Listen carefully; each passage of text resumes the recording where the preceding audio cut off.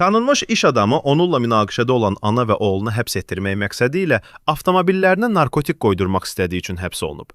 Baş Prokurorluğun İstintaq İdarəsində aparılan cinayət işi istintaqı zamanı məlum olub ki, Şəkidə fəaliyyət göstərən Azəri Kooperasiyası MMT-nin direktoru, rayonda tanınan və maddi imkanı ilə xüsusi seçilən Tehran Lətifov, onunla münaqişədə olan Sevil Səlimova və oğlu Vasif Səlimovu saxta sübutlar təqdim etmək niyyəti ilə həbs etdirmək istəyib.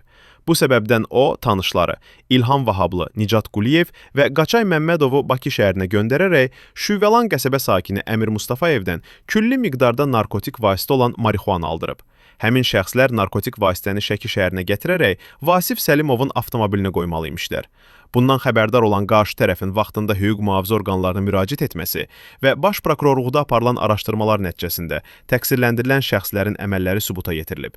Nəticədə Tehran Lətifov və digərləri saxlanılıb. Baş Prokurorluğun İstintaq İdarəsinin təqdimatı əsasında Binəqədi rayon məhkəməsi tərəfindən Tehran Lətifov və digərləri barəsində həbs qətimkan tədbiri seçilib.